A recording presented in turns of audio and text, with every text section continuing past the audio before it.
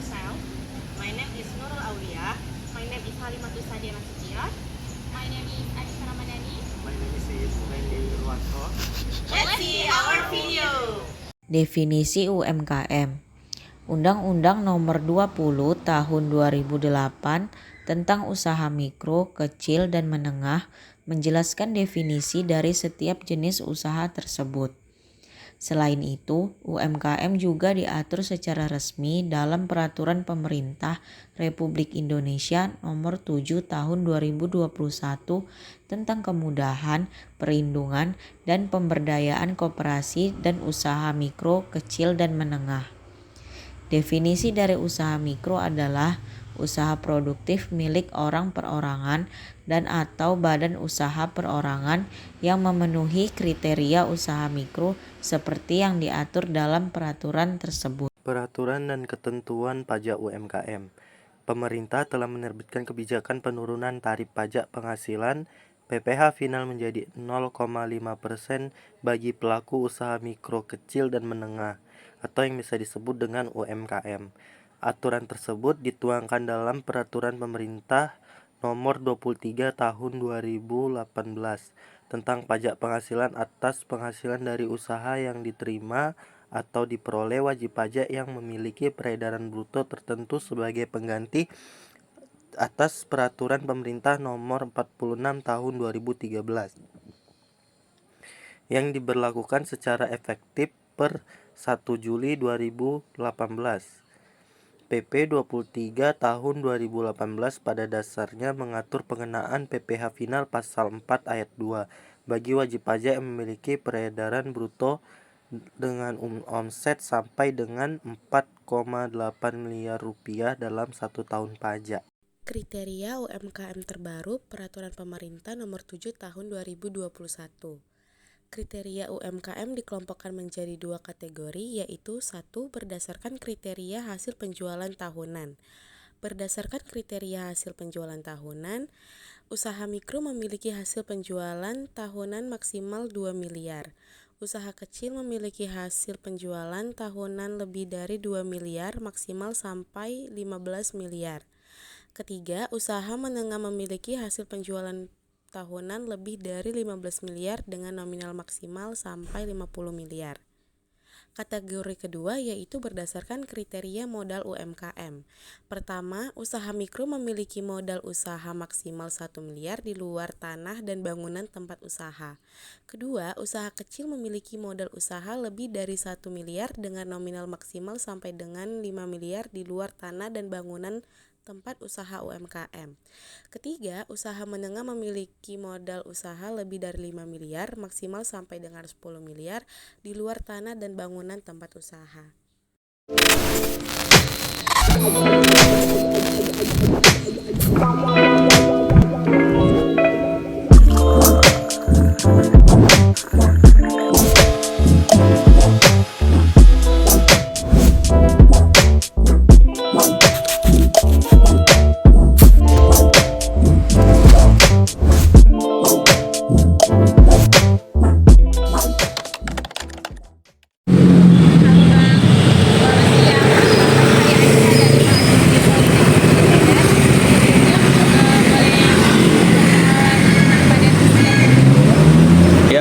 Terima kasih banyak mahasiswa-mahasiswi Politeknik Negeri Medan yang telah hadir dan ingin mewawancarai Boba Box. Perkenalkan, saya Aprial, saya founder dari Boba Box. Ya, Boba Box ini berdiri tahun 2020, kurang lebih 4 tahun sampai saat ini. Alhamdulillah kita ada 20 cabang di Medan. Ya, saya awalnya itu karyawan di perusahaan BUMN, resign, setahun bekerja resign dan buka usaha Boba Box. Umur saya 27 tahun.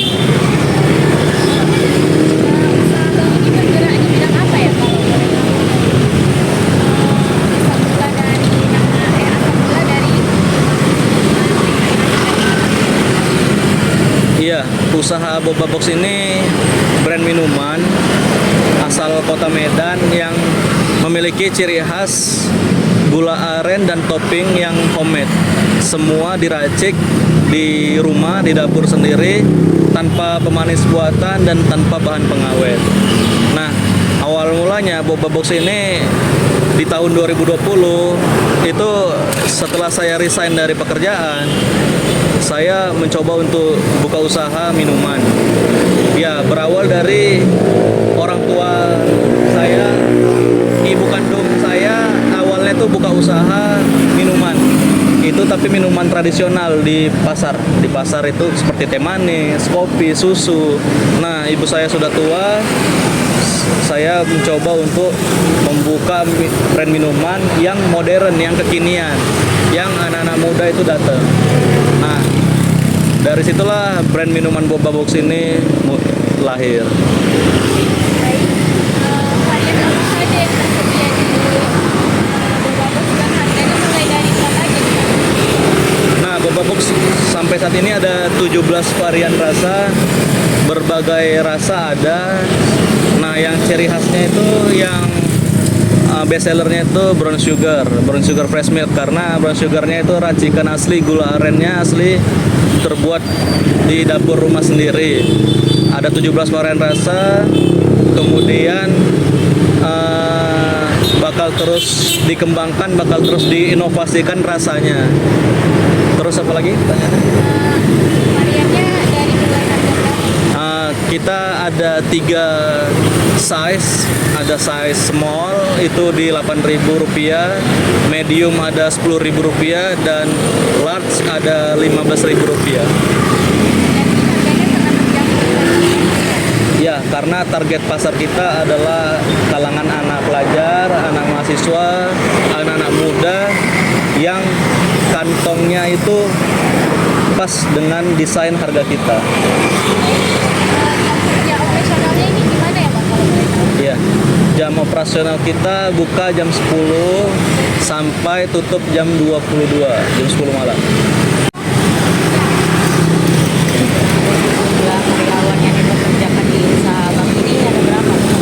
Nah, total karyawan ada 27.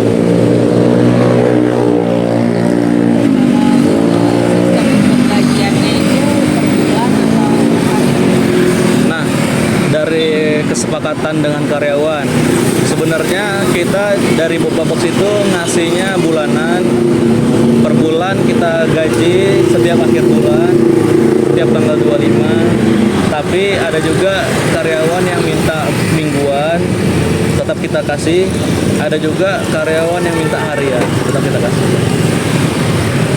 Jadi kalau untuk target penjualan gitu Pak, kalau misalnya itu ada ditargetkan berapa gitu Pak yang dijual? Nah, kalau untuk target omset itu tidak ada, karena setiap rezeki itu udah ditakar, nggak akan tertukar, dan nggak akan mungkin kita targetkan karena rezeki udah diatur sama Allah. Nah, kalau untuk omset yang di atas Rp500.000 itu kita kasih bonus ke karyawannya. Kalau untuk peralatannya apa-apa aja ya Bang kalau untuk produksi Boba Box? Yang pertama itu ada mesin pencetak bubble-nya, mesin pencetak boba, kemudian ada panci presto, ada kompor gas, ya seperti biasalah. Gimana kita untuk ngerebus bobanya, gimana kita ngebuat jelinya, terus ada toples bubuk, ada ya gimana kita ngerebus boba lah, peralatan-peralatan yang standarnya. Kalau untuk keuntungan dalam perharinya kira-kira berapa? Kalau profit per hari itu kalau satu outlet itu 700 sampai 800 ribu. Kalau jumlah pelanggannya Bang dalam satu hari kira-kira berapa? Jumlah pelanggan dalam satu hari per outletnya itu bisa ada 40 orang. 40 orang.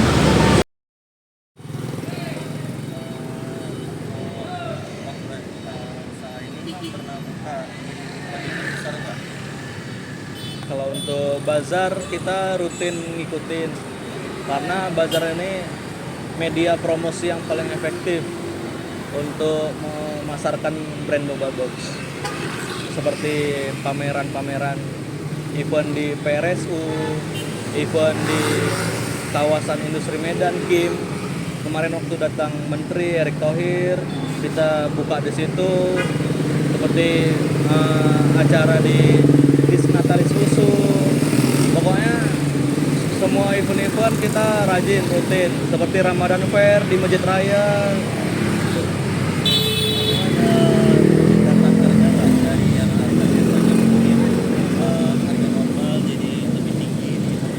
Nah, itu yang kita sebenarnya agak bingung ya. Soalnya banyak brand lain tuh kalau di event-event itu harganya dinaikin. Ada tuh kan seperti pesaing-pesaing Boba Box, harganya tuh pasti dinaikin 5.000, bahkan dinaikin 10.000. Misalnya harganya 15 jadi 25. Nah, kalau di Boba Box malah harganya tetap 8.000, 10.000, 15.000. Karena rata-rata event yang diikutin Boba Box itu gratis, nggak ada bayar sewa tenan, nggak ada bayar uang pameran, nggak ada. Karena kita Boba Box binaan Bank Indonesia banyak ngikutin event pameran, jadi kita diundang, bukan kita yang daftar. Boba Box diundang, jadi rasanya untuk apa kita naikin harga, karena kita aja lapak nggak bayar loh gitu. Jadi tapi kenapa merek-merek lain itu naikin padahal mereka juga nggak bayar lapak.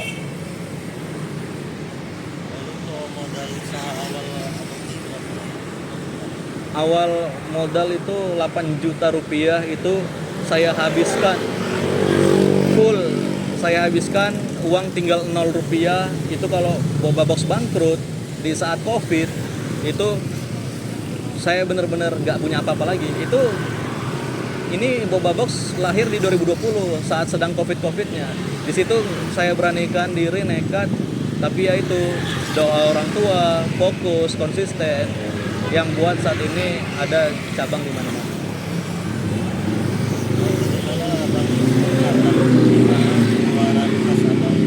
Nah, kita ada menggunakan aplikasi kasir, nama aplikasinya POS, POST. Ada juga aplikasi kasir yang kita pakai dari Telkomsel, BUMN, namanya Artaka. Aplikasi Artaka ini gratis karena kita binaan dari Dinas UMKM Sumatera Utara. Kalau aplikasi POS ini kita berbayar tahunan.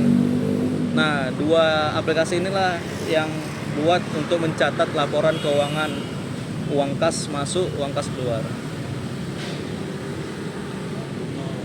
Pembelian bahan-bahannya itu biasanya abang secara tunai atau dulu nih nanti mungkin minggu kemudian. Oke. Nah, kalau untuk pembelian bahan baku kita cash keras, karena kalau kredit itu dari awal kami nggak pernah lakuin, karena kalau kredit itu pasti riba. Kami nggak pernah kredit. Dalam tiap bulan. Setiap pembelian bahan baku ya. Jadi nggak tentu per bulan. Oh, enggak. Jadi kadang sebulan ini ambilnya banyak, bulan depan bisa 1/8-nya, bulan berikutnya bisa 1/3-nya, itu tergantung penjualan. Untuk pencatatan itu tadi abang ada mencatat keuangan itu untuk pribadi atau hanya dari aplikasi? Oh, kalau untuk pencatatan yang full untuk Boba Box itu ya dari aplikasi. Tapi kalau uang pribadi saya ya catatan pribadi saya.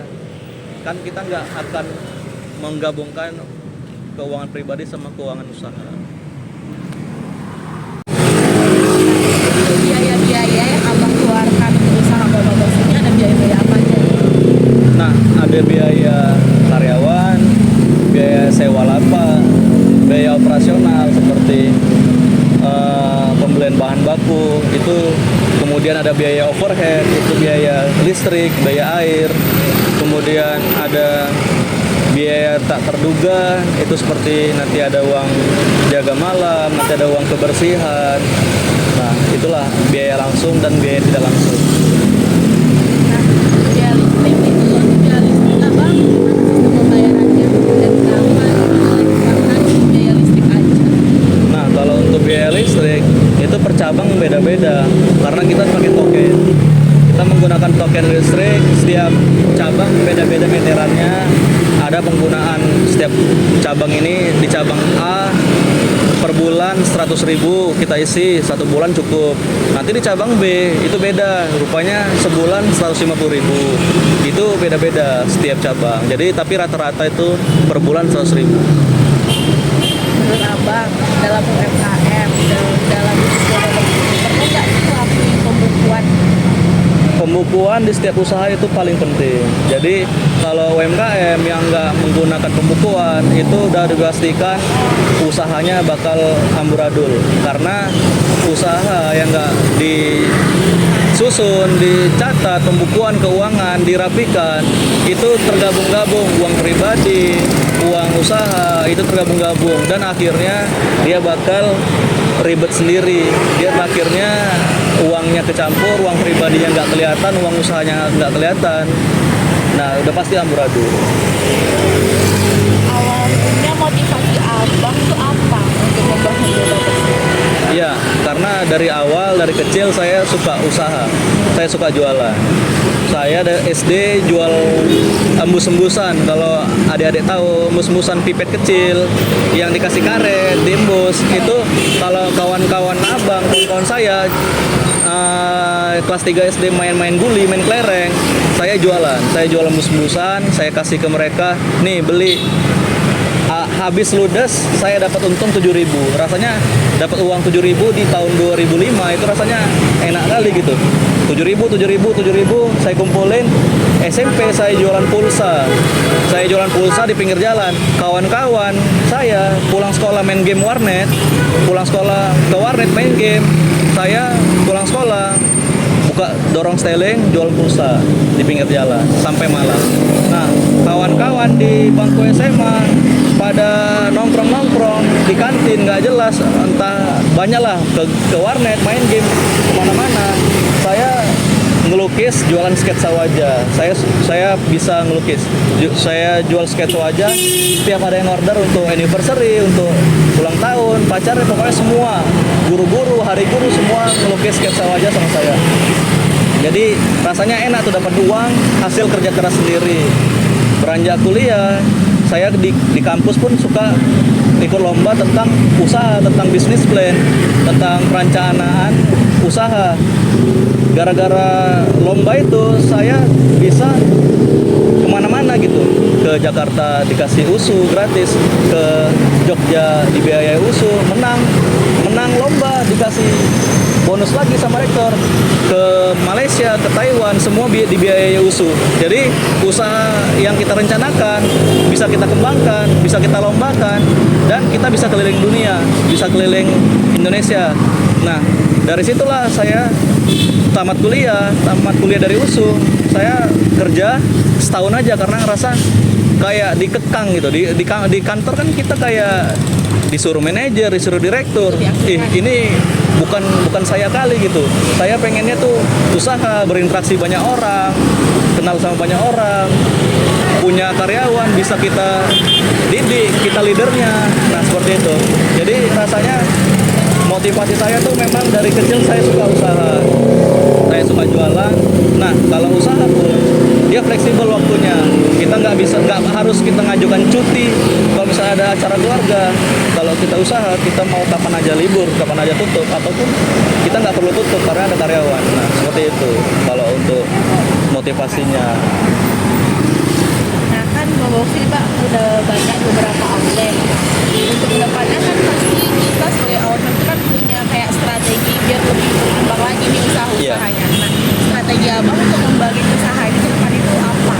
Nah, kita ada menerapkan sistem franchise, kemitraan dengan Bobabox itu udah mulai kita buka lah di Sumatera Utara, kemudian bakal nanti ke luar Sumatera, ke Jawa. Itu free ongkir, kita desain semuanya, mereka tinggal beli mereknya, beli bahannya semua, kita kirim. Nah, kita kontrol, kita pantau. Nah, strateginya ini tinggal disusun timnya. Kendala saya sekarang ini lagi mencari tim, mencari orang, karyawan, supervisor, manajer supaya bisa mengembangkan di daerah-daerah lain. Masuk ke kesimpulan berdasarkan hasil wawancara langsung dengan owner UMKM dan analisis laporan keuangan, UMKM Boba Box belum termasuk kategori UMKM kena pajak. Data laporan keuangan pada tahun 2023 menunjukkan bahwa pendapatan UMKM Boba Box dalam sebulan sekitar 5-6 juta rupiah dan setahun diperkirakan sebesar 70-100 juta sesuai dengan ketentuan dalam Undang-Undang Harmonisasi Pajak atau UU HPP, wajib pajak orang pribadi dengan peredaran bruto tertentu atau sesuai PP 23 2018 tidak dikena pajak penghasilan atau PPh final 0,5% untuk omset di bawah 500 juta dalam 1 tahun pajak, sehingga berdasarkan data primer yang telah diperoleh dengan penyesuaian dari aturan undang-undang perpajakan dalam disimpulkan bahwa UMKM Boba Box terbebas dari PPh final UMKM. Don't forget to like, comment, and subscribe our YouTube channel.